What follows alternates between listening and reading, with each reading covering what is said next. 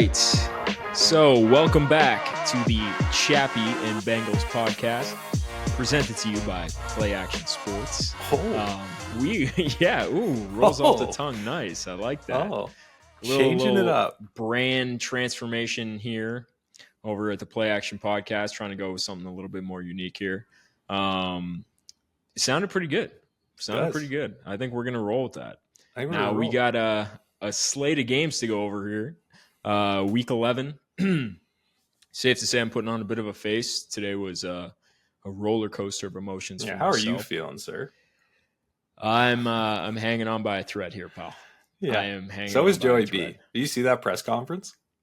Yeah, he's. Every week absolutely the shots just get worse and worse, and I feel so bad. Like this guy. This guy is doing everything in his power to win the games, and it was a tough start yesterday. But holy shit! Yeah, it's tough. He just goes on a mission, man, and he's like, and I want to kick this risk narrative out of there.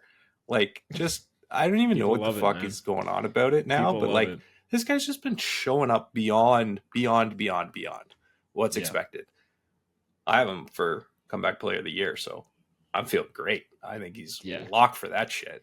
But, I think we already touched on this, and I will die on this hill. He would be winning much larger awards if it wasn't for the incompetence of the team and the organization. That's 2 weeks in a row now. I think if you win the past 2 weeks, he is no question the front runner for the MVP. And I think Jamar Chase is also offensive player of the year front runner too. That's what happens when you win games. And I think the hardest part about being a fan right now is we are robbing these two such amazing players of these accolades and the praise that they deserve. And that's really what breaks my heart the most when I watch these guys play, is like we're leaving them high and dry when they just deserve so much praise for the way that they're playing. And it sucks. It really does. But we can touch on that a little bit later as we get on into the show here and kind of talk about all that stuff. But some big games. You got Steelers upsetting the Ravens. Bills coming out on top against the Chiefs. Massive games this week. So where do you want to start this off with? We always kick it off with the early games and then lead into the late. So we kick it off that same way. Who I do want to talk about? Who do you want to talk about? When was this game? Detroit and the Jaguars. That was a 1 o'clock game, I believe. You want to start with this game because they were out I just for want blood. To start because, this, we talked about this past 2 weeks here. This team is on something ridiculous right now. I don't know what Dan Campbell's putting in the water. I don't know what he's feeding these guys. They're doing Kamehameha celebrations in the fucking end zone. They're creating. They know they're going to score so much. They're probably practicing more and choreographing their end zone fucking celebrations than fucking practicing at this point because they're so well oiled. It's ridiculous. They're just they're dishing the ball around too. Everybody's getting a touch, man. Everyone's getting a touch. I saw a joke. It's like you might as well just pick JMO, St. Brown, fucking Montgomery, and Gibbs for anytime TDs and parlay that together every week now. Just the Detroit special parlay. The Detroit special. Yeah. Insane. We got Philly special. Yeah, this is the Detroit special. Unbelievable. Yeah. Honestly, I was watching. Shit. I wasn't watching the game, but I have a couple guys in fantasy, and I was keeping up with them because I don't know if you guys have ever played in a guillotine league, but so much fun. Definitely recommend it. But I got Amon-Ra and I just picked up Gibbs this week, and the points that were flooding in and this score just kept going up and up, and I was like, dude, they're not even letting off the pedal, man. Like, no, holy shit, they're trying to get Peterson fired. Like Dan Campbell woke up and he's like, I'm getting a fucking man fired today. I couldn't believe that shit. It's unbelievable. This Detroit team I've never seen a team get up and want to play football so badly. These guys are just going ham right now. It's crazy. No, like they're efficient. They're scary. Very scary. Fourth down, 3 for 3. Third down, 6 of 10. Like, these guys they just get it done. Like, they're moving the chains. They didn't give a fuck. 5 of 5 of the red zone. Just smash the fuck out of this team. Unbelievable. Like, oh my God. And they're taking names. Like, they have a hit list. Like, we're talking like a serious hit list. They just don't give a shit. Yeah. And they're running teams down. Like, and they said that last week, or when was it? Did they go back-to-back 50s, or was it 2 weeks ago? No, I think it was 2 weeks. Last week was the Texans game where they had a bit of a rough go. And I think that's kind of it. Like, they want a bounce back game. They were probably pissed I'm sure Jared Goff was pissed with the 5 interceptions. Yeah. They just wanted to lay pipe this game. So foot was on the gas and they weren't laying off, man. Like, everybody was getting a touch in that game, and it was pretty incredible. And Jacksonville, I don't know what you can really say about them. I'm surprised Peterson hasn't been fired yet. Yeah, I don't know what's happening. I think with Trevor Lawrence being injured, that might be a bit of a saving grace right now. Maybe they wait till the end of the year, but I don't see how he returns. And then another thing, they lost another receiver for the season. Who was it? Who's your guy? Gabe Davis. Gabe Davis, yeah. He's gone for the year. Yeah. I think it was a torn patella tendon. Yeah. Fuck, man. Yeah, they're having a hell of a year. So they're seriously Jags are, I think they're front runners right now. They got the first pick in the draft, I think. Yep. That's wild. That is wild. Yep. So crazy. But yeah, Lions, man. Definitely the team I'm going to be cheering for to win the Super Bowl this year. I would love to see that. Yeah. Just one of those teams, man. You can't really hate them unless, you're a division opponent or something. Yeah. They're the team you want to cheer for right now. So good on them. Next up, let's go Packers-Bears. Because this was eventful. There you go. Yeah. This was eventful. And I I felt for Caleb Williams in this game. Did you watch much of this? What did you think? I didn't watch. I did take the spread on the Bears at +6. I thought that was gravy. I took Bears money line on a couple parlays, and I couldn't believe it at the end there. I just had a gut feeling. I'm like, you know what? They're going to come out hard this week, and they just fell short. Yeah. That one hurt. You got to hurt for Caleb there. Yeah, I don't know. It's tail of the season, right? But we said as long as the Packers can kind of stay with it and healthy and work their offense back into this and kind of continue what they're doing, they're going to be one of those sneaky contenders to kind of get into that playoff spot. And I think the Bears they're like, we talked a little bit about this. I don't know what the plan was truly to situate Caleb into this offense. They got a couple veteran receivers, and obviously DJ Moore is there, and he had success with a similar kind of type of that quarterback. And I don't know, man. This team is interesting. I don't think they're going to do anything at least for a year or two here until they sort out some of their woes. I think like this is going to be this last stretch of games here for the Bears. I think is going to tell whether they keep the coach or not. Although I don't think he's going to be sticking around. Mm-hmm. I think they need to reset there and get somebody else in. I don't think Eberflus is the guy. He's shown that.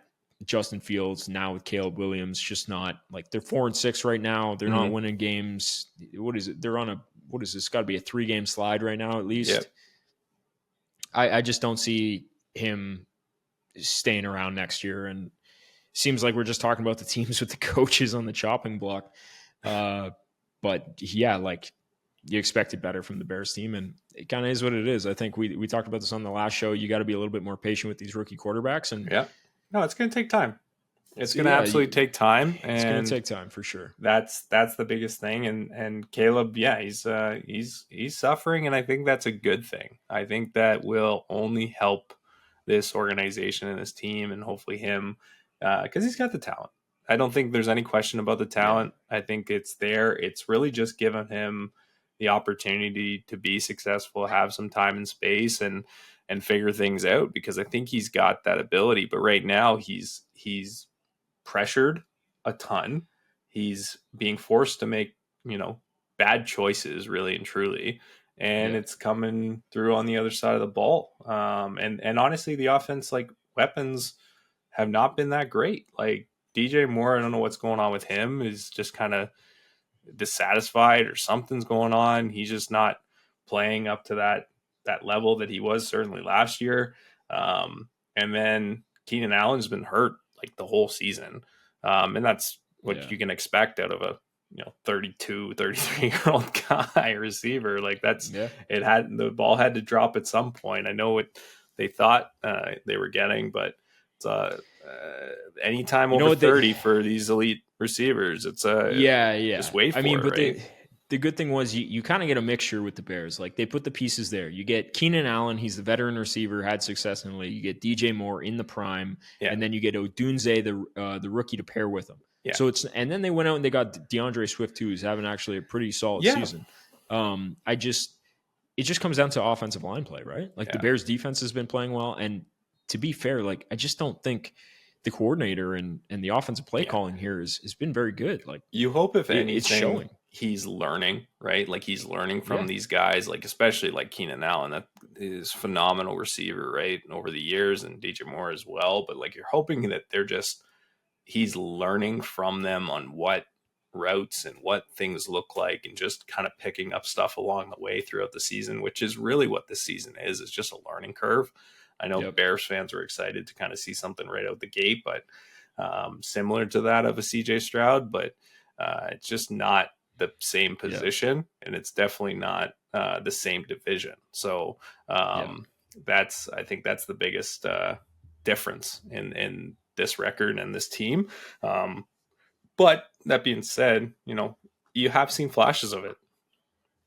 So absolutely, you just kind of have to wait this out, and obviously, kind of to your point, get some or the right pieces in play, and hopefully get that other opportunity to, if the record doesn't come to be that great, maybe get another great draft pick, and you can make something of it and kind of fill those voids. So yeah, absolutely. But I mean, kind of is what it is right now. We're going to see how the rest of the season plays out with them. But that division is fire. It's must-watch TV. And we were talking about it before. I think 3 teams maybe make it in from that division because they're playing so well. So, let's move on to the next game here on our slate. We got the Raiders at the Dolphins. Not the most appealing game in the world, but at the same time, everybody can kind of chew up the Raiders. That's the perfect get-right game for everybody. And when you look at it, I think the one thing I got to say, as tough as the Raiders season has been, Brock Bowers is an absolute fucking stud. Mm-hmm. This guy is just so good.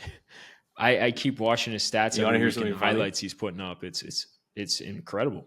So you and I had a draft pick exchange. Do you know who that draft pick was? Yeah, it was Brock Bowers. It's Brock Bowers. Yeah. Fuck's sakes. That's what James took. I traded, Brock and then Bowers, James took Brock Bowers. Yeah. So he actually nailed that draft. He did. Took Brian Thomas and Bowers, which is pretty remarkable. Yeah. No, you got to pick them. Jesus, I think that was the pick, though. I think it was in the 4 slot, and that was the absolute choice in that draft. I don't think there was anyone past that I would have taken any higher than Brock, especially just considering the position. But he 100% nailed that. James, if you're listening, good job, buddy. But, yes. Yeah. Like, he's killing it, man. I think that's a huge, he's doing it with no help out there too. Like, let's remember this. Like, Devontae's gone. Leader, it's Jacoby Myers and it's him. They don't even have a running game. And he's lined up everywhere. He's doing whatever he blocks. Over 120 yards, a touchdown, 8 receptions. It's insane. And man, it sucks because I think he had 13 in that game. Well, at least targets. He had 16 targets, I think. 13 catches. Yeah, 13 receptions. Yeah. It's stat lines like that. I know I have them in Yahoo, and it's such a beautiful feeling taking a tight end like that late, and he's the best in the league. That's the greatest thing in the world. Oh, yeah. But he is, man, if you're a Raiders fan out there, you guys are doing it right now, okay? you got to be patient here. You guys are going to have could be a top 5 pick at this rate. You need a quarterback. You got a weapon. Your defense is pretty decent. If you can start to piece together this offense, you see if Antonio Pierce is the coach of the future here, you guys could be on the come up. So let's be patient, Raiders fans. See what happens here. I know Shadur Sanders I saw a tweet about how every time the Raiders lose, he tweets something saying "All glory to God" or something like that. Yeah. And I know he's like, there's ties between the Raiders organization and them, so that'd be interesting to see. But yeah, then you get your QB, and it's gravy from there, man. So good for them. And then on the Dolphin side of things, offense actually came out to play this time. They're starting to gel a little bit more. It's crazy. Dolphins are 4-6. Bengals are 4-7. I'm just like, holy fuck, we are dropping like flies in the standings here. You got the Dolphins on the come up, and they got a better record than us, man. Oh, buddy. But Dolphins are still in play for a playoff spot here. But tough thing is, like, the other teams that are in the wild card race were winning. You got Indy winning, Denver winning, the Chargers won again. So that's going to be an interesting finish to the season to see what teams get in there. But do you have any last comments kind of on the Dolphins? No, I think the Dolphins, we spoke about this. I said Dolphin season is done. I'm still on that train. I think it's too little too late, but we'll see how the rest of the season plays out. Unfortunately, that injury happened with Tua, and it shows how incredibly vital he is to that organization. I think you just hit one of your parlays there, by the way, on Joe Mixon there. But yeah, time out. Can we get a shout out to Joe Mixon, man? You guys are watching this Dallas. We got the Dallas Houston game on right now. This guy is just ripping off runs left, right, and center right now. It's incredible. So shout out my guy Joe. Miss you over in Cincy, pal, but you're killing it in Houston, so good for you. Yeah, no, he is. He's crushing it. Literally. We said like Stroud's having a bit of a down year, but Mixon is carrying right now everything going on there. But let's move on to the next situation. Let's go Rams Patriots. That was interesting. Yeah. It actually came down to the wire there. Pretty interesting game. Yeah, I think, again, this Rams team and the NFC West is just a dogfight, and I love it. Yeah, it is. I love it. I love when a division starts getting absolutely just what the fuck's happening here, because it's just something that you don't necessarily look at. But 5-5, I think Seattle's 5-5. Yeah, well, San Fran just fucking choked there at the end again. They're falling apart. So this is turning into a spicy one, and we love to see it. But yeah, no, Cooper, Puka doing their thing. They're back. The offense is back 100% on the Rams. Stafford looks great, man. Stafford looks like he's just humming. Threw a pass. He looks healthy. Touchdown to Cup. That's the biggest thing right now. He looks healthy, and when Stafford's healthy, me and Stafford, greatest chip in the history of chips. But funny enough, guess whose roster he's on now, pal? Did you pick him up? Did you actually scoop him up, baby? Scoop him up. I love backup that. QB. See if I can ride that to the show. He's been great. He's throwing dimes out there, man. Yeah, he had 4 touchdons, 295. He's been and I will say this about the Rams, man. Their first round pick, it might be their first and second round pick on the defensive side of the ball there. Like, they're playing incredible. They might be one of the best picks in the first round this year, if not the best, with the way that they're playing. They're sneaky, man. I think it's Jared Verse that they took in the first round, the edge rusher. And I'm just like, the PFF grades coming out and the impact he's making on the games is like, wow. Like, it's incredible. And they really know how to put together their roster. They're looking really good. And I think it's just health with this team. If this team can stay healthy, they are someone you don't want to face. They're well coached. They're well built. If the health can stay and like between, the weapons. I always think you need at least 4 weapons on offense for your team to really start to click. And if your defense can start locking it in, you're there. This team absolutely has 4 weapons in Stafford, Kyron, Koopa, and Puka. Yeah, Koopa and Puka. Koopa. Yeah, they're wicked to watch too, man. They're wicked. No, they're great. They're entertaining as fuck. So. And how about this Patriots team, man? Drake May. They're hanging around. He looks great. Yeah, this is exactly what you're supposed to do with quarterbacks. Take note. Like Drake May, 30 for 40, 282, 2 touchdowns. Like he's coming into the league. He's figuring it out. And wait till they get this guy a playmaker now and get him some players and start working around him, because I think it was the right call. Shout out to the Patriots for doing actually that right.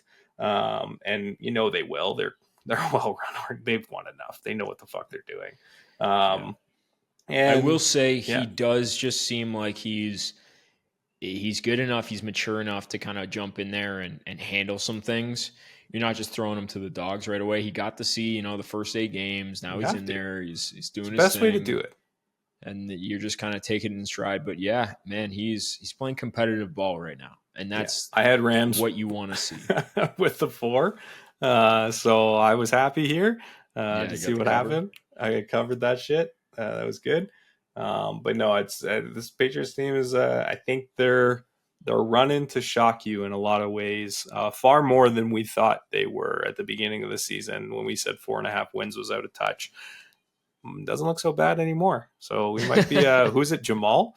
We might be owing an apology there, because they are starting. No. I'm still looking good. Good. They technically have to win. What are they, 3-8 right now? Games.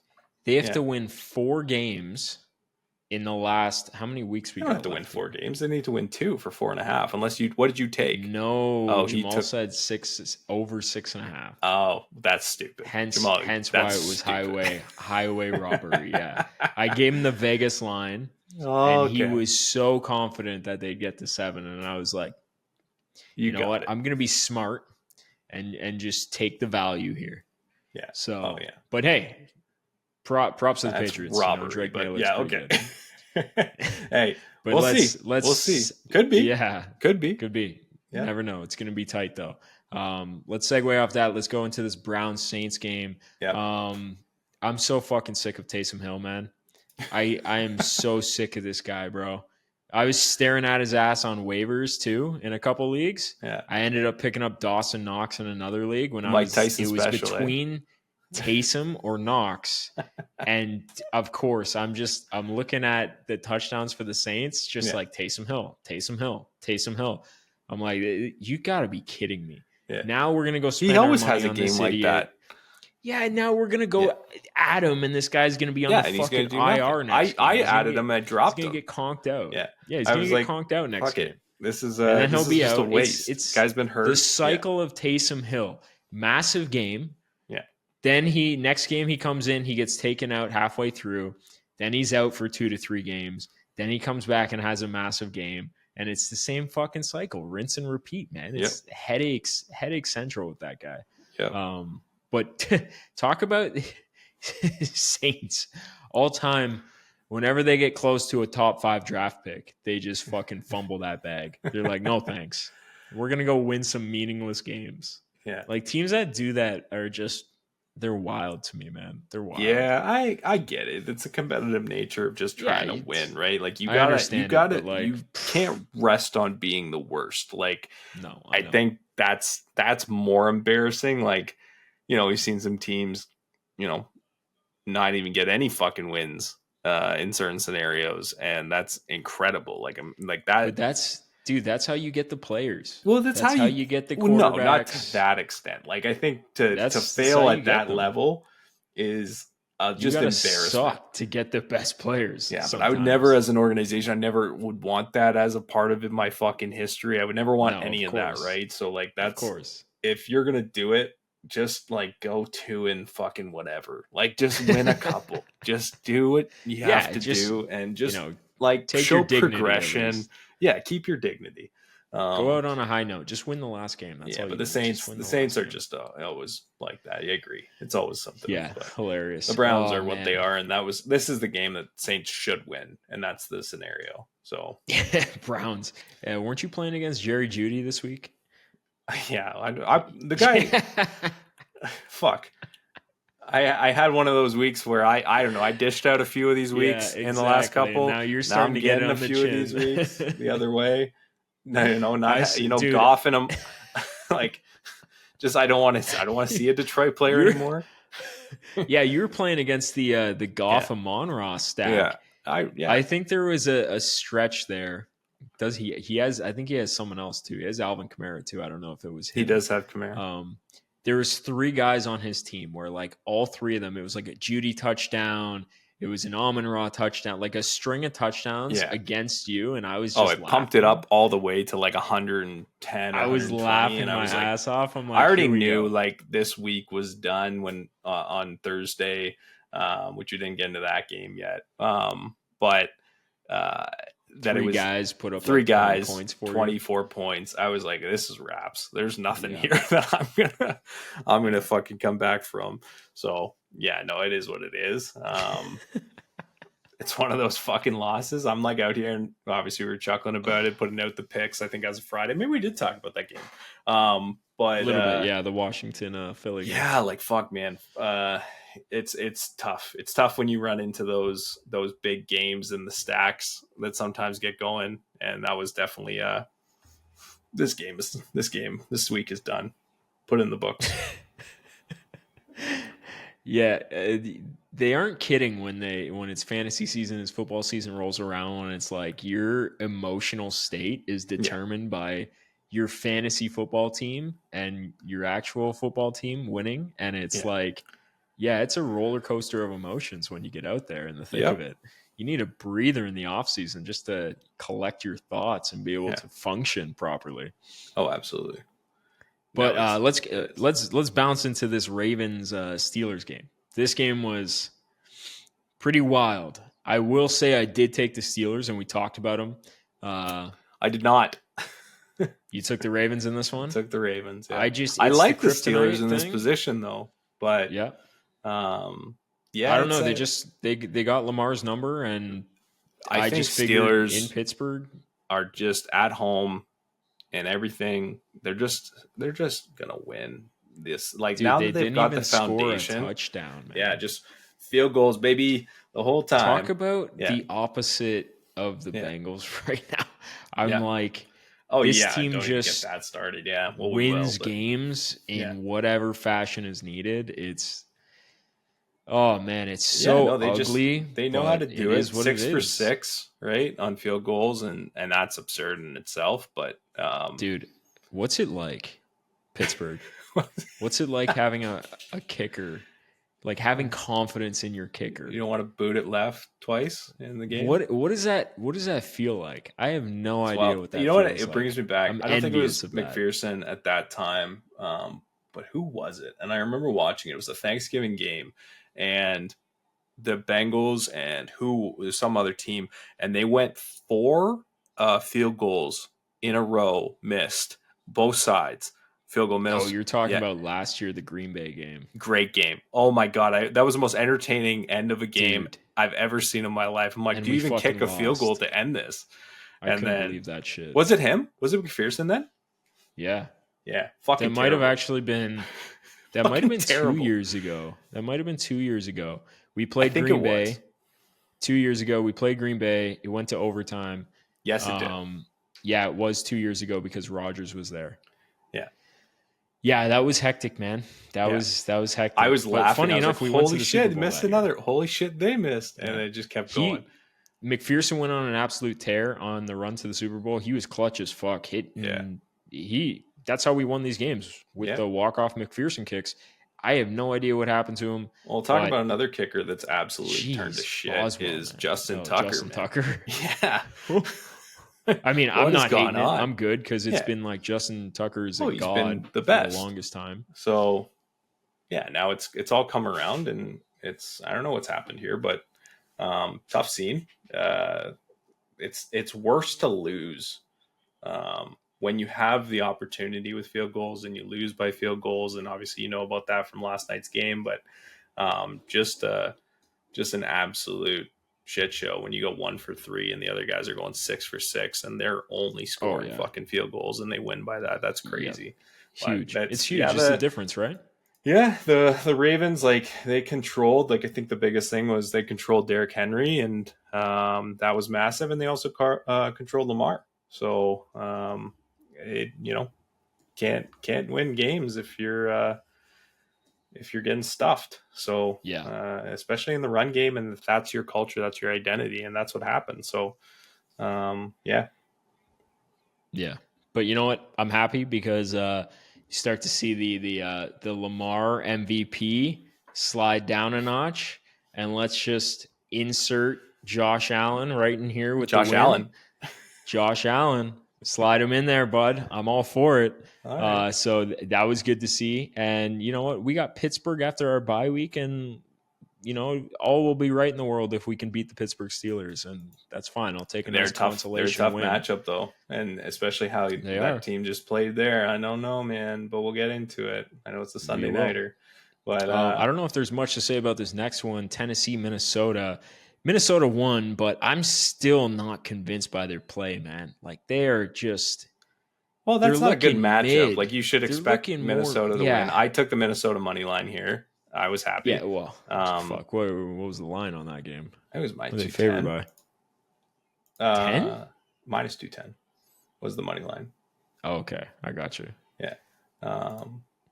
But that being said, they're expected to win here. They should win here. Minnesota's 8-2. I'm just not convinced of it as of late. And you know what the thing is, right? And then they have Cardinals.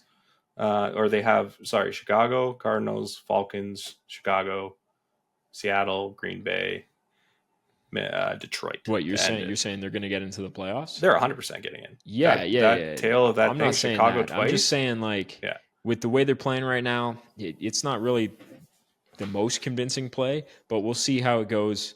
They're still winning games, and that's all that matters in this league. And Jefferson's not even like... It's not even like he's being Jefferson. He's getting, a modest 80 yards every game consistently, not getting the touchdowns either. Yeah. So they're kind of distributing it now. But, I mean, on the Tennessee side, Will Levis back out there again. They're having a rough go this year. Tennessee, not as scrappy as we said in the previews this year. Curious to see what route they go in the offseason, but they're going to have a top pick. I'm sure they're going to be eyeing a quarterback. Yeah. I think the Will Levis train has concluded. Oh, yeah. That experiment is definitely done. Yeah. Although he did throw a dot to Westbrook Akine from his own end zone. Well, it's funny. If this guy were to get his head in check, I think he could be something, but it's just head games with him. And I think that's the reason that he fell so far with what he was being, potentially drafted towards, and then just sitting there and being worthy and everything started then. But I think you just give, that wasn't a bad game for the guy. Just one of those interesting stat lines. But the Titans are just they're not what they not what we thought they were. They're not as scrappy. I thought Tony Pollard and the offense would be, and just given that fucking Will Levis is a lunatic, I thought that would play a little bit more into it, but they definitely don't have that. Calvin Ridley, aside from one major game, hasn't really done anything. Tyler Boyd, nothing. The team's weapons are not there. So no, absolutely not. Here's what it is. Yeah, okay, Vikings I think are decent though. Let's bounce on to this game because this game goes perfectly with what we were talking about last week. The Indianapolis Colts at the New York Jets. The Jets are fucking cooked. That is a wrap. I feel horrendous about that take at the start of the year. Aaron Rodgers is, I think it's safe to say that's a wrap on A-Rod. Bury it. Bury the season. See you later. I called this shit so hard. I love it. But oh my gosh. Yeah, this is they don't know what they're doing. Like, this is the problem. Like, they can't figure out what their plan is on offense. They put up some points this game, but it took too long. It's taken too long to figure this season out. Even offensively, like they went through all of their woes. They were a defensive minded team. They fired the defensive minded coach. Now they can't play fucking defense. So that's like, it was a huge, and now you added more pressure into the receiving core when you added a new element in Devontae at the midway point, and now I get it. You got to shoot for the stars at some point and go for it if you think you have a window here. But this team has just not gelled at all. Breece Hall finally is doing exactly what we wanted him to do, which was be the stud on this team that he should have been in week 1, like from the start. And now they're finally using him appropriately. And so now we're getting the Breece Hall that everyone expected. I think that's the key, man, to the offense is you got to run it through Breece Hall. Why aren't you? And they now are. I don't know. Which is great. Like, he had a great game, and he's had a few great games in a row now since they actually fucking fired Mr. Robert Saleh. So, like, but now you can't figure out what else you're doing on this team. So, yeah, I don't know. Anthony Richardson's back. He looked pretty decent. Whoa! You can't just start the segue into the Anthony Richardson talks like that. He's back. Like, just roll it off like it's nothing. Well, he's back. Whoa, okay. Wait a second. Let me intro this. He wasn't there before, and now he's back. Let me look directly in the camera. Anthony fucking Richardson is back, people. All right, you saw that. So everybody that was losing their mind, the guy is still fucking talented. Okay, we're not giving up on him. They're clearly not giving up on him. This guy is good. You just got to coach him properly, give him some time, let him get there. Holy shit. I'm sure he's learned a lot in the last couple of weeks, but man, look at what he did. Yeah. Great play. And he brought that team back. They won that game. That was huge. Yeah. And, shout out to him because he went through all that shit the past couple of weeks, and everybody just wanting to throw the towel in on him, man. Yeah. Like, young kid.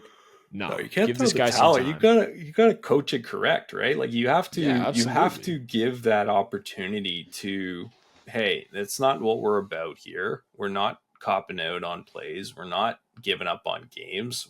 This is the NFL. You don't fucking do that. Take a breather here. Reassess things. We do have trust and faith in you, but you're gonna sit a couple games out and watch and understand. And then we're going to put you back in the fire and see how we can do. And you don't think that lit something under his ass? You're dead wrong. Oh, absolutely. Like, absolutely. So there's two ways you can take that, right? And he took it the right way. Yeah, if you take it the wrong way, you shouldn't be in this league. And so that's definitely the way that it goes. So, no, he is back. He's fucking back. And we know what he is, like what he should be. So, you just kind of have to let this sort itself out. It's good to see actually all of the rookie quarterbacks getting their love now, as they should, because they're all respectfully talented in everything that they're doing. This class is actually it's panning out to be really good. Really, Anthony Richardson isn't part of this draft class, but like, he's past still a young guy. Classes, to be fair. There's a lot of talent here, and we talked about this before, man. We got to be a little bit more patient with these guys, and we got to do this right. Not expect them to be fucking Tom Brady immediately when they get into the league. Yeah. Like, let's practice a little bit of patience here, guys, and stop looking over our shoulder for the next person. And we haven't even got into. But fuck Will Levis. Hey, you're still gonna get your crop of guys that just still gonna get that guy. They just aren't it. But I think, like, we bounce off that Jets game. Are we done? Can we take a look at a little bit of this outlook quickly on the Jets here? Like, do they move on from Rodgers? Is that a wrap on this? I think they cut ties and they just start over. Is that where we're at? I'll be curious to see. He, in an interview this past week, said that he wants to play a few more seasons, and he has no buddy. plans. We all want to play a few more seasons, but sometimes it doesn't work like that. Yeah, I don't know what his injury concerns here have been. A little bit tough to kind of like work around, and he's worked it through this season. Like he's definitely battled through it. But give another year on the clock here. Give hopefully him some support to try and make this. And I don't even want to say give him support. You've given him everything this guy's fucking wanted. I think the biggest thing is just getting the coaching in that organization right, and maybe they, come something of their assets, because they do have so many good players. It's really, I think maybe you get. I can't blame Aaron Rodgers. You run it back, but I can blame his ego for being it has to go through him, and I think that's always been. I don't think it was a problem in Green Bay because they just kind of allowed it because he was so. Well, he was in his prime too. Like it's a little bit tougher now going into an organization and then it just being all about you. And I don't think it can be like that anymore, and that's unfortunate. But Father Time, 3-8 undefeated, as they always say. Yeah. But all right, let's bounce into our next one. We're talking about rookie quarterbacks, the Broncos and the Falcons. Yep. Really want to talk about this game because a lot of talk about Bo Nix being the rookie of the year favorite now. Which is that's pretty remarkable going on there. It's safe to say I'm kind of scratching my head at this Broncos team, man. I'm sitting here, I'm watching them go. I like a good underdog. Look, a good they team that smoked just the Falcons too. They did. They just fucked the Falcons up. We talk about going for blood, man. With Detroit, like the Broncos were out here just handing it to the Falcons too. Well, you know what's so funny is we were like, what to make of this team at the beginning of the season. We were both like, who do you fight in fantasy? Who do you give a fuck about? This, that, and the other. And no one's a major standout, like aside from Bo. Like this team, and I think that's the telling tale of a great, well-coached, rounded, balanced team. And this defense has been a fucking lock. And then they've been really good. Yeah, and then just Bo Nix has just been making shit happen. So hard to argue his play. It's been incredible, and they don't have these like superstar weapons at all, but they're just making it. Like Javonte Williams, like give that guy credit. A couple years back, I know we talked about this. Like he had the big season kind of breakout, got hurt, and then talent's definitely there to be that guy. But aside from that, like we got Cortland Sutton, right? Like Marvin Mims, like Troy Franklin got a tutty too. Yeah, like we got names. Like dude, they're dishing the ball to everybody. I did laugh at the what was it? What they kept going on in fantasy? Everything that you were seeing was this is the Audric Steam breakout. Like fucking pump the brakes. Sean Payton. There hasn't been one breakout player on this team aside from Bo, and everyone's just picking this guy up. And I'm like, that's just how it goes in fantasy leagues, and it's so funny. But you heard about the estimate, like getting the bigger workload, and then lo and behold, Javonte has a big game, huge game, and it's just like, dude, Javante's the most talented back on that team. Like, come on, that they say, just don't listen. Yeah. Don't listen. You're really only starting Broncos guys if you have to, and at this point, I don't think Javante's. I think he's going to be the main guy. Like he just looks like the most talented back there, and you can keep talking about it, but cream rises to the top. So Broncos look great. Falcons, I got nothing to say, but Kirky always lays an egg in these games. Sometimes, like he has these moments, and that's kind of like the downfall of Kirk Cousins is that lack of consistency where he's going to give you these games from time to time. And it sucks for Falcons fans. They've now come to 6-5, and that's 6-5 on the season, much different record. And I think the thing with them is like lucky enough they're in a shitty division, so it kind of helps. I don't really see anybody else fighting them. Baker maybe. But Baker will put up a battle if he can kind of. He will. Still missing the weapons. I don't think they're going to be. They don't have the weapons. I look like that team ran through its receivers, and Rashad White was great last, and Bucky Irving standing. But like this, or at least coming along. Other than that, I don't see this team making anything of Jalen McMillan, and like Cade Otton, I think has been a rise in fantasy leagues, and that's great, and he's actually performed. And I would think Cade Otton is a great tight end kind of going forward with Baker at the helm. That's definitely something as a rise in stock for next season. But yeah, it's that's the only team that really gives you any kind of in that division, and everything else is Falcons should be able to clear it, but we'll see. Yeah, 100%. So let's get out of that game and let's talk some 49ers Seahawks, because the ending to this game was wild. I feel like the Niners have done this a couple times this year now. And they're struggling to close out some of these games. And I think they're getting a little bit too comfortable. They're not putting teams away. I think they're struggling to put teams away, and they're not looking the same. Now, I will say 49ers are having a 49er season. Injuries across the board. They already started the first half of the season without McCaffrey, and he's finding his legs, but that's going to be a bit of a buildup coming off that injury. And then you look at the Seahawks, like you got JSN, he's starting to emerge as kind of that secondary receiver for that team now. And then Gino just willing that team back into it, and that was huge, man. Like, this division is completely up in the air. Absolutely. I don't know what it is with San Francisco, man, but these guys, they're kind of in. I know they were missing George Kittle. Juwan Jennings stepped up. Like, I just feel like I know they're going to find their footing and they'll be fine and they're going to be good when it matters. But he's looking old, man. He's hurt. There. Like, he's been battling injuries. He's listed questionable every single week.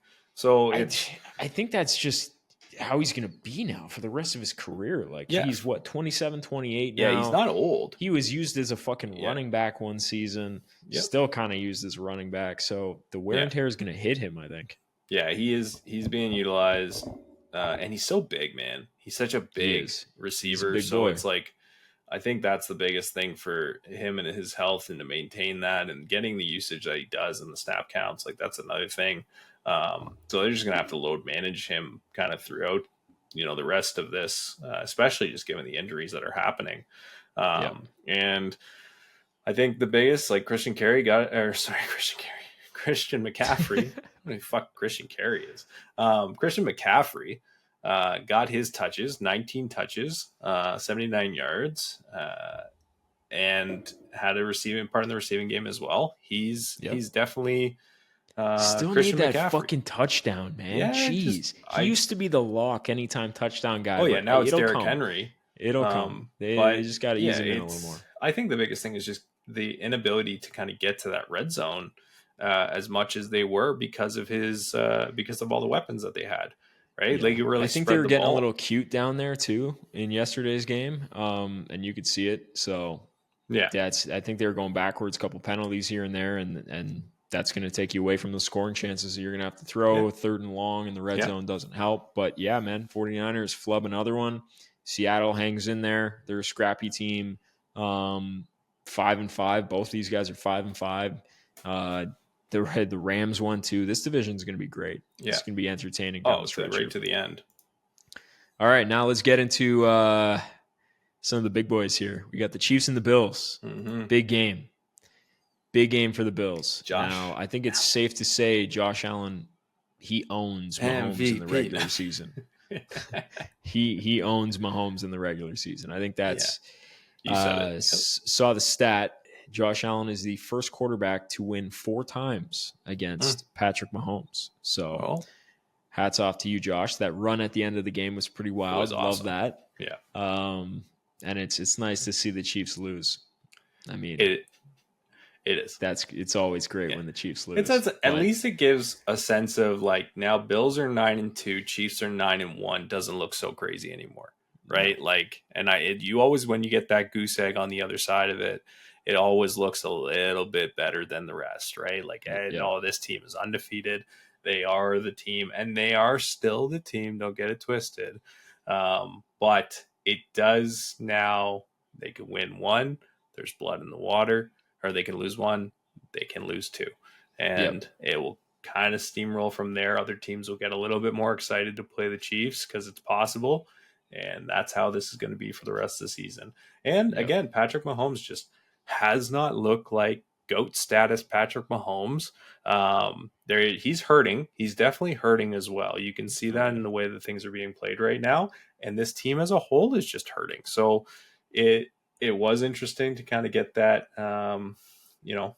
that line move to the Bills' favor and then them actually hit it. That was nice to see. I don't know if I can, completely deject that if it happens again with the Chiefs and they're on the plus side of the money, that I won't be taking them. Most likely will be taking them. But that being said, nice to see.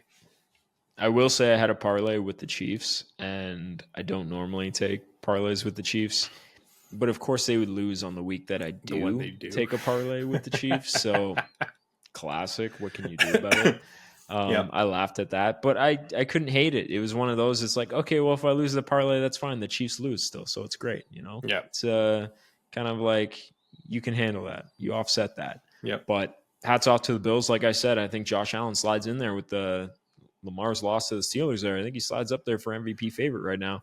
So you got to keep it going. I know the Bills got some big games coming up. I think they play San Francisco upcoming too. So if they keep playing well, they keep winning games. I think Josh is, he could end up winning the MVP this year, which would be good to see. The Chiefs will absolutely destroy the Carolina Panthers next week. Yeah, I would say so. In a bounce back game. And then the Raiders, and then the Chargers, and then the Browns. Chiefs just got the fluff in the schedule. Tougher end of the schedule, though. Texans, Steelers, Broncos. So, it's next couple. They'll definitely kind of still look like that team, and then it'll be a couple weeks until they get maybe a challenge with the Chargers, just the way that they're really playing. I agree. But it's an interesting follow, and I think if we can please just stop talking about Taylor Swift and stop talking about Patrick Mahomes as the MVP, that would be great. Let's just do that. Yeah, I would love to have a Super Bowl matchup without the Chiefs this year. That'd be a beautiful thing. Yeah. Just like if it's the Bills Detroit would be wicked. I think the people want that. And if you do, can you just I know I don't really care to see it, but can you just have Taylor Swift perform at the Super Bowl and just kick out to end her super tour and just have it so that we can shut the fuck up about this? End it with that. All the ladies will be happy, your wives and girlfriends and whoever, they'll be watching and they'll want to see it. And we'll just be like, cool, that's the end of that conversation. Let's move on. You know what? I think this is going to be the last year, though, because when I look at it, I just don't see Travis Kelce playing past this season. He'll be done. Do you see him? I think it's done. I think this year in itself was more just to kind of solidify the records, and I think past that, he's if they manage to get into it one more time and whatever the case happens, it'll be the end of that. I think he came back. You gotta have a shot at the three-peat, all right? Because nobody's ever done that. So you go in, and then if you go out, I think you wrap it up, man. He's played a lot. He's 34 years old now. Yep. I just don't see what the purpose would be coming back for even more. He's probably got majority of the records that he needs. So I don't know. It'd be interesting to see. I know they signed that massive deal, him and his brother, the podcast deal, and I don't think I was having this conversation with Carm in our league. I don't see him coming back. So we'll see how that plays out. But I don't know if I'm ready to talk about this game, man. To the game. Holy shit. Are we going to segue into this? We're going to keep this wraps under because we're already pretty late into this pod already. But let's get into this one. Man. We'll keep it tight. Bengals, how are you feeling? 4-7. I don't think you can keep this one tight, man. That was tough to watch. To watch. I think that's why you can, because this honestly is just the epitome of just a terrible season so far. Yeah. And to give the credit to where credit's due, the Chargers played really fucking well and then fell apart in the second half and then managed to kind of get it back out just because of all the plays that kind of had happened. They almost went through their 2-quarter slump and then we're like, fuck, like wake up call. Someone slapped them. Someone bitch slapped them. I think the name was Joe Burrow, and they showed the fuck up in that last, minute and a half. I think the funniest tweet I saw was like the Chargers they were trying so hard to charger themselves, but the Bengals out-bangled the Chargers in this game, Yeah. and I was just like, wow, this is the perfect statement for what this game was about, because Chargers wanted to blow it in Charger fashion, and the Bengals just not closing in Bengal fashion. It was a wild one to watch, man, and I'm laughing about it now, but I can't say I was in that state the past 24 hours. It was hectic.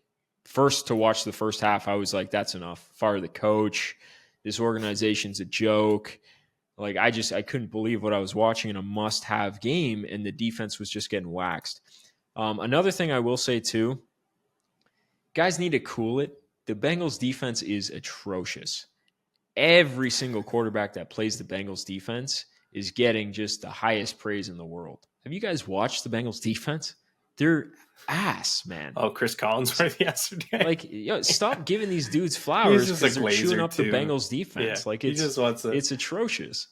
Like, come on, guys. Like, Justin Herbert was just sitting there dicing people up. I couldn't believe we were getting stops in the second half. Yeah. I was shocked Joe too. Burrow he just went to work, man. I mean, they kind of locked in. They did kind of get that, like, I know they were saying it on the broadcast, but it was like, this is the season. Get it together. Start playing this game. If you want to live another day and not have this be a waste, you got to show the fuck up in this game. And 5 and 6 looks a lot better than 4 and 7. And I don't know. Bengals don't really got a whole lot of room. I know I sat here last week and I was just like, Bengals will make a run. I just get my reality check every single week. And you do. Yeah. Dude, they're they're literally a hair away from being the complete opposite. Yeah. Like a 7-4 team, 8-3 team, if they could just close out some of these games. And they can't. And it's, like I said earlier, the heartbreaking thing is the level at which Joe and Jamar are playing. And it's sad to see everything else around them. I want to see where the odds are on the MVP race, because I don't think so. I think it was 2013. I might not have that year right, but the Seattle Mariners, King Felix, losing record, Seattle sucked, and this guy won the Cy Young. And that's the way I feel about the season for Joe Burrow right now, in that he is putting everything out there. He is throwing 356 yards and 3 touchdowns and throwing 28 completions and fucking everything that you need to do in order to win in this league, and cannot sniff a fucking defensive player on his own team to fucking show up and be actually a fucking difference maker. Like, holy shit.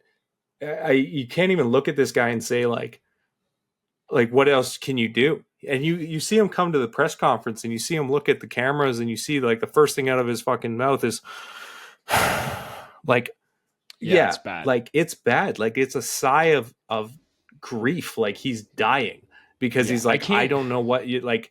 This is a classic Bengals scenario where you now have the guy, and what are you going to do with it?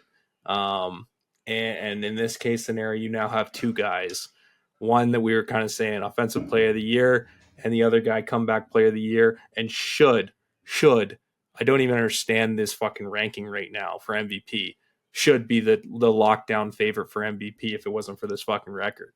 Like, it's absurd. The stats and everything. How do you go one across the board in every stat line, in every leader category in passing, and you're not considered the MVP? Like, I don't understand that at all. I think this is an all-time fumble by this organization in the offseason and how they managed everything. The players they brought in, the not signing Jamar Chase, and you have to pay a guy who's potentially going to win the Triple Crown this year. Do you know what kind of spot you just put yourself in? That is Oh, he's going for fuck you money. Yeah, he's absolutely on a fuck you money tear. At this point, all I want is these two to tear this fucking league apart the rest of the way. I don't care if they have a losing record. It is what it is at this point because we need new coaching staff. And I just want ownership to have that mark there, knowing that they had such an awful year and these two players put up such historical numbers. Yeah. And I want them to see that for the rest of ownership because I want them to know how bad they fucked this up. Yeah. And it's crazy to see. But you got to see, I need you to listen to this tweet that I came across today. So through the first 11 games on the 4-7 Bengals, Joe Burrow has 3,028 passing yards, 27 touchdowns, and 5 interceptions. Players to achieve 3,000 passing yards, 27 plus touchdowns, and 5 or fewer interceptions through the first 11 games, along with their team's final records, are Tom Brady, 07 and 2015, 16-0, 13-3. Aaron Rodgers, 2011 and 2020, 15-1, 13-3. Patrick Mahomes in 2020, 14-2, and Drew Brees in 2018, 13-3. This is an all-time holy fuck. I can't believe you did that to this guy. Who tweeted that? Like, give that guy a shout out because that's some good data. Insane. Jacob K on Twitter. Unbelievable. And I'll throw that stat up there so you guys can see. Yeah. But I'm sitting here and I'm in shock every single week. And it's frustrating because we have so many pieces that we have to fix. Our interior offensive line is atrocious. And they're like, we have 2 guys that are in the bottom 3 in the ranking for interior offensive line and PFF. And you can see it, man. These guys are lining up on 3rd and shorts. And Joe Burrow's on the shotgun because we don't have a run game. There was one play in the red zone where we tried to run under center, and it just got blown up immediately. And you can see why we're in shotgun all the time. We have no confidence in our interior offensive line. And it's tough. It's tough to watch. Our defense is abysmal. We're literally being carried by Joe and Jamar, and it sucks to see, man. It really does. Because if they just had a half-ass, middle-of-the-pack defense, we would actually be a contender right now. And it's sad. It's sad to see on an ownership side of things. It's sad to see from a coaching standpoint. And I think this offseason is going to be pivotal and it's going to be huge for this organization to see what they do to correct this stuff. So, yeah, definitely heartbreaking. But, Chargers look good. 7-3, playing sound football. Harbaugh.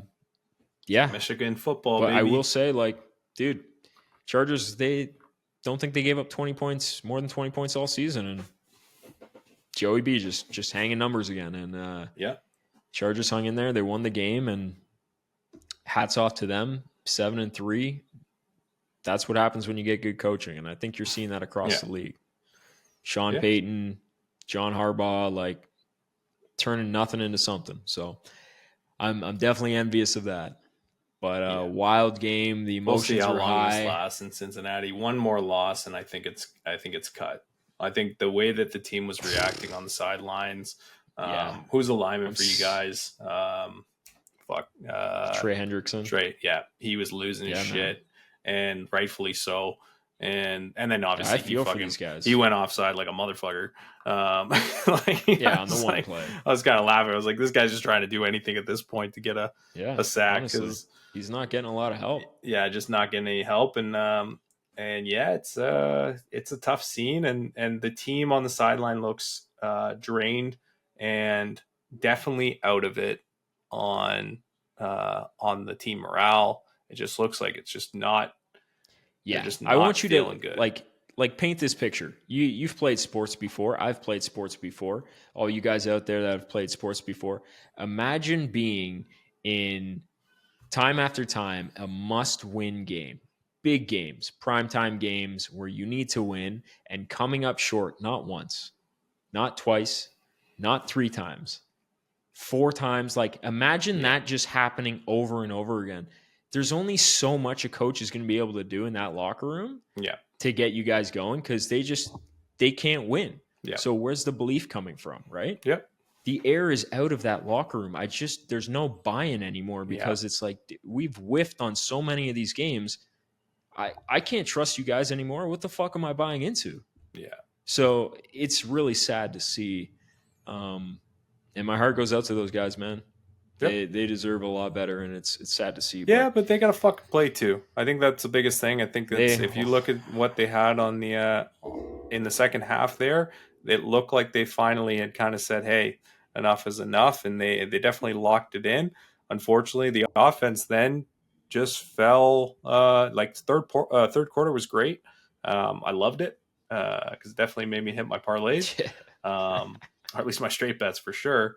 But the biggest thing was just then in the last couple of quarters, they're like, I don't know what was happening. Chase just kind of started to drop balls. I think he got like 4 or 5 targets. There's a couple pivotal ones, yes. Yeah, and he definitely. There's been multiple conversations about these plays. Burrow missed him on a wide open rub route there. Yeah, listen, I'm not pointing any fingers towards Jamar at all, towards that offense. They did what they needed to do. Yep. I think a lot more of that blame has to come on. Evan McPherson has been atrocious this season. And like Jamar said in his press conference, we paid you for a reason, buddy, to make those kicks and to see what's going on. Not only that, this dude had the audacity to duck the post-game presser after that game. That's pretty sad. Yeah. That's to see that from a professional athlete, not taking accountability, running from the media after games like that. That's very sad. It's not a good look. And I mean, I think this is an audition for the rest of his season here to see what he is, because I think based on the contract that we gave him, there's not as much dead money on there. And I think we're going to get out of that pretty quick if he can't pull it together here. So agreed. Sad to see, but it is what it is, man. This is football. You got to show up, you got to win these games and go from there. But it has been an emotional roller coaster for me this year. Shout out all the Bengals fans. Hope you guys are holding in there. I know today was probably a tough day, and it's been a hell of a ride, but we still got Joe Burrow, guys. Joe Burrow and Jamar Chase, just ride and die with those guys. Yeah, offense is good. That's it. Yeah. So, I mean, Texans Cowboys, we'll touch on that kind of next time we jump on the podcast, as the game is still happening right now. It's halftime, and the Texans are up 17-10, I think. So, tighter game than I would have thought, but we'll see how that plays out. Houston, I'm sure will run away. What was the closing line? 7? I think so, yeah. There? 7 points. Interesting. Yeah, I don't think the Cowboys are going to – I think the Texans are going to sweep away with this in the second half. I agree. Where are I'm more curious. I always like to take a look at where teams lie with third and fourth quarter points at half and see how they play. Yeah, that'd be interesting. Quite interesting. Oh, man. We know how the Cowboys are in the second half. So Yes, we do. Brutal. Trash. So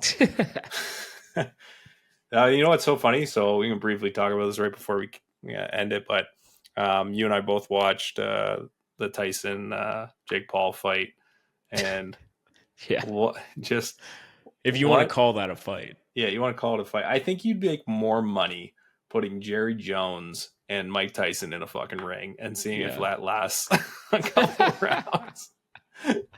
That'd be more entertaining for sure. Dodge and run, just it did look a little sad. It was a legacy burner for me a little bit, and just I don't even know. I know it's a money thing, but it's sad to see a legend kind of get in there and honestly can't even really stand. I mean the guy's like 60 years old, so I don't know what the hell. I think that's the funniest part. It's like at one point I was like, if this guy literally just gets pushed, like even not even punched, but just pushed, he's probably going to fall over. And his legs, the way that they looked, with how like he's top heavy right now, and hell yeah. And I don't think he was going to get up, even if if he wasn't knocked out on that broadcast. What kept saying, he's like, I don't like his legs. Yeah. I don't like his legs. I was like, dude, let it go. We get it. Like he's clearly doesn't have the same base he did when he was like 26 years old. He definitely doesn't. Man. And that's your power, right? Like that's a lot of it's 100%. Yes, you got big arms, but your legs are your big muscles, right? So it was sad to see, but honestly, entertaining as fuck. The fight before it was incredible. The two girls going at it. Holy shit. Serrano and Taylor. Holy shit. I do think Serrano got robbed of that title for sure. Yeah. No, that was the headbutts, man. The headbutts were bullshit. So I totally agree with her coach. Like it was bullshit. Kept on getting headbutts at the end of that, and just like, and it was throughout the entire fight, and it became a problem, and it worsened with that cut. Like the ref needed to do more in that situation. But holy fuck, what a fight, and respect to Serrano for fucking just throwing it. Like you take that and you're just living that until the very end. Kudos, fucking bravo. But yeah, we don't get 100%. Too much into it, but holy shit, it was actually fucking funny. But yeah, nice. I don't know what just happened. Just had to disappear on you for a second there. My bad. Quick little jump. Yeah, so I think that's a wrap. It's pretty much a wrap on the week 11 here. You got any parting words for the people here? No, I think we're getting back at this. We're going to be a little bit more clear on some content out here. There you go. There's your focus coming in all nice and good looking. Yeah. But like we said, we're going to change this up a little bit. We're going to go with the Chappy and Bengals podcast. We like the feel of that. We know what it's about. We're going to be talking obviously sports, but it kind of opens us up. And I think that's the biggest thing we want to hit you guys with. We haven't gotten much into hockey. I'm a big basketball fan as well, and we haven't got really into that at all. When we get on that betting train and some of our betting lines that we're going to get out to you guys, basketball is a lovely sport for that. So more to come on that, and keep you posted. But again, thanks for the views, and like and subscribe, and take it from there. Appreciate it, guys. Appreciate it, guys. Thanks for tuning in again. We will be back with our preview for week 12 here coming up. We'll try and get that out to you. I'm thinking sometime on Friday, Saturday-ish. Yep. And try and get some of that short form content out as well. You guys can tune in. If you got any questions, things like that, throw them down in the comments for us. We're going to start getting more of this stuff up on YouTube for you guys. So hope you guys enjoy. But that's it. Chappy and Bengals out. Take care, guys.